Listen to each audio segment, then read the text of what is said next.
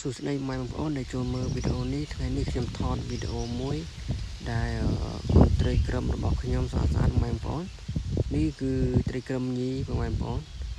ដែលខ្ញុំយកមកចំមកហើយខ្ញុំយកមកស្រង់ដាក់កែវមើលហើយថតឲ្យបងប្អូនមើលដែលខ្ញុំបង្កាត់បាននេះគឺខ្ញុំបង្កាត់ដោយផ្ទាល់ដៃម៉ែបងប្អូនគឺគេហៅថាពូជត្រីក្រឹមលំអសម្រាប់ស្អាតចឹងម៉ែបងប្អូនពណ៌វាស្អាតម៉ែបងប្អូនមើលគឺទៅនេះគឺខ្ញុំកំពុងត្រៀមបង្កាត់ហើយខ្ញុំម៉ែបងប្អូនស្អាតនេះគឺមេសុតចឹងខ្ញុំស្រង់យកទៅមេសុតចឹងទៅពេលវាធំហើយចឹងយកឲ្យដាក់អត់អាចដាក់លាយឡំជាមួយនឹងឈ្មោលបានទេខ្លាចអាចឈ្មោលដេញចឹង